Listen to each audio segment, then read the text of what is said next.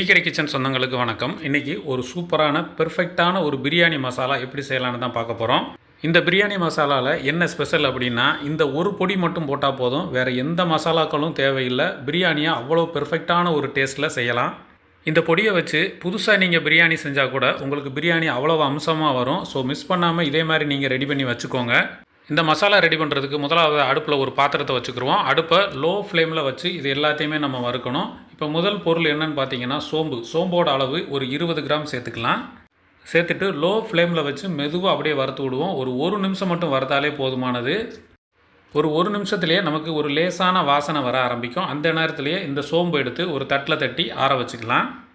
அடுத்து கிராம்பு சேர்க்க போகிறோம். கிராம்போட அளவு பார்த்திங்கன்னா 10 கிராம் இருந்தால் போதுமானது. இந்த கிராம்பு வாங்கும்போது நீங்கள் அந்த பூ இருக்கிற மாதிரி சேர்த்து வாங்கிக்கிறணும். அந்த பூவில் தான் நமக்கு பிரியாணியோட ஃப்ளேவர் கிடைக்கும். அதனால் வாங்கும்போதே மறக்காமல் செக் பண்ணி வாங்கிக்கோங்க. இப்போ அந்த கிராம்பையும் சேர்த்து ஒரு நிமிஷம் மட்டும் வறுத்து கொடுத்துட்டு அப்படியே எடுத்து தட்டில் தட்டி ஆற வச்சுக்கலாம். அடுத்ததாக இதில் அன்னாசி பூ சேர்க்க போகிறோம். இதோட வெயிட்டு பார்த்திங்கன்னா ஒரு 20 கிராம். அதை சேர்த்துட்டு மெதுவாக அப்படியே வறுத்து விட்டுக்குருவோம். லோ ஃப்ளேமில் வச்சு ஒரு நிமிஷம் மட்டும் வறுத்து கொடுத்துட்டு இதில் ஏலக்காய் சேர்க்க போகிறோம். ஏலக்காயோட அளவு பார்த்திங்கன்னா ஒரு 30 கிராம். அதையும் சேர்த்து கருகாத அளவுக்கு நல்லா மெதுவாக வறுத்து விட்டுக்கலாம். இப்போ இது ரெண்டு நல்லா வறுபட்டு வந்துருச்சு. இதை அப்படியே எடுத்து அந்த தட்டிலேயே சேர்த்து ஆற வச்சுக்கிடுவோம். அடுத்ததாக அதே கடாயில் சுருள் பட்டை சேர்க்க போகிறோம். பட்டையோட அளவு பார்த்திங்கன்னா 40 கிராம். இந்த பட்டையில் 2 விதமாக இருக்குது. நம்ம சுருள் பட்டையை சேர்த்துக்கிட்டோம் அப்படின்னா தான் இந்த பிரியாணி பொடிக்கு நல்லாயிருக்கும். அதனால் அதையே நீங்கள் பார்த்து வாங்கிக்கோங்க. இப்போ அதையும் சேர்த்து கரிக்கிறாத அளவுக்கு ஒரு நிமிஷம் மட்டும் அப்படியே கலந்து விட்டாலே போதும். லேசான ஒரு வாசனை வரும். அந்த நேரத்திலேயே இதை எடுத்து அப்படியே அதே தட்டில் தட்டி ஆற வச்சுக்குவோம். அடுத்ததாக இந்த கடாயில் கல்பாசி சேர்த்துருக்குறோம். கல்பாசியோட அளவு பார்த்திங்கன்னா 7 கிராம் சேர்த்துருக்குறோம். இந்த கல்பாசி கடைகளில் வாங்கும்போது 5 கிராம் 10 கிராம் அந்த மாதிரி பாக்கெட்டில் கிடைக்கும். நீங்கள் வாங்கிட்டு அதுக்கு தகுந்த மாதிரி பிரித்து எடுத்து வச்சுக்கோங்க. இப்போ லேசான அந்த இளஞ்சூட்லேயே இந்த கல்பாசியை ஒரு நிமிஷம் மட்டும் வறுத்து கொடுத்துட்டு அடுத்ததாக இது கூட பிரியாணி இலை சேர்க்க போகிறோம். இதோட வெயிட்டு பார்த்திங்கன்னா ஒரு 7 கிராம். அந்த பிரியாணி இலையை சின்ன சின்ன பீஸாக இந்த மாதிரி ஒடிச்சு வச்சுருக்குறோம். அதை அப்படியே உள்ளே சேர்த்து இதையும் சேர்த்து நல்லா வறுத்து விட்டுக்கலாம். ரெண்டும் சேர்ந்து ஒரு நிமிஷம் 1.5 நிமிஷத்துலேயே நமக்கு நல்லா வறுபட்டு வந்துடும். அதையும் எடுத்து அந்த தட்டில் தட்டி ஆற வச்சுக்குவோம்.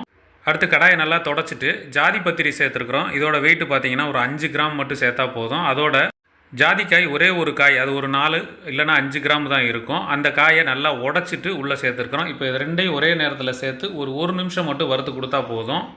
இப்போ அதையும் எடுத்து இந்த தட்டில் தட்டி நல்லா ஆற வச்சுக்கிடுவோம். இப்போது வறுக்க வேண்டிய பொருள் எல்லாமே வறுத்துட்டோம். இதில் இன்னும் 2 பொருள் சேர்க்க வேண்டியிருக்கு. முதல்ல இது நல்லா ஆறி வரட்டும். இதை நல்லா பொடி பண்ணிக்கலாம்.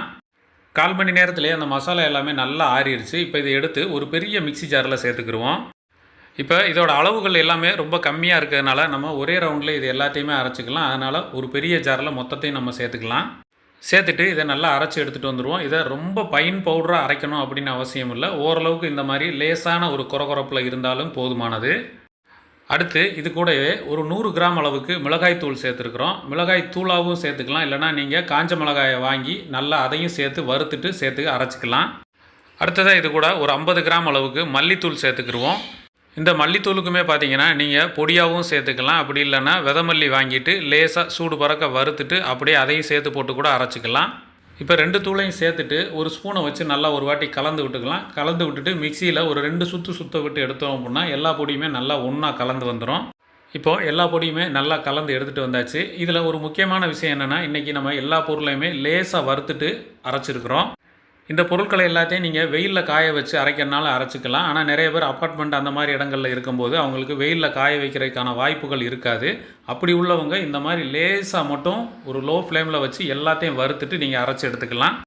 இன்றைக்கி நம்ம அரைச்ச மொத்த பொடியோட அளவு பார்த்திங்கன்னா ஒரு 300 கிராம் இருக்கும். இப்போ நம்ம அரைச்ச பொடியை லேசாக ஆற வச்சுட்டு அப்படியே ஒரு டப்பாவில் எடுத்து அடைச்சி வச்சுக்கிறோம். அப்போ தான் அந்த ஃப்ளேவர் போகாமல் இருக்கும். இப்போ இந்த பிரியாணி பொடியை வச்சு நம்ம பிரியாணிக்கு எவ்வளவு அளவு சேர்க்கணும் அப்படிங்கிறத நம்ம அடுத்த வீடியோவில் பார்ப்போம். அதை விட முக்கியமாக உங்களுக்கு சிக்கன் பிரியாணி பிடிக்குமா, வெஜ் பிரியாணி பிடிக்குமா, இல்லை மட்டன் பிரியாணி பிடிக்குமா அப்படிங்கிறத நீங்கள் கமெண்ட்டில் சொல்லுங்கள். அதுக்கு தகுந்த மாதிரி ஒரு சூப்பரான ஒரு பிரியாணி போட்டுடலாம். ரொம்ப ஃப்ளேவர் அதிகமாக நிறைஞ்ச ஒரு சூப்பரான பிரியாணி பொடியை நீங்களும் ரெடி பண்ணி மறக்காமல் எப்படி இருந்தது அப்படிங்கிறத கமெண்ட்டில் சொல்லுங்கள். நம்ம அடுத்த வீடியோவில் சந்திக்கலாம். நன்றி, வணக்கம்.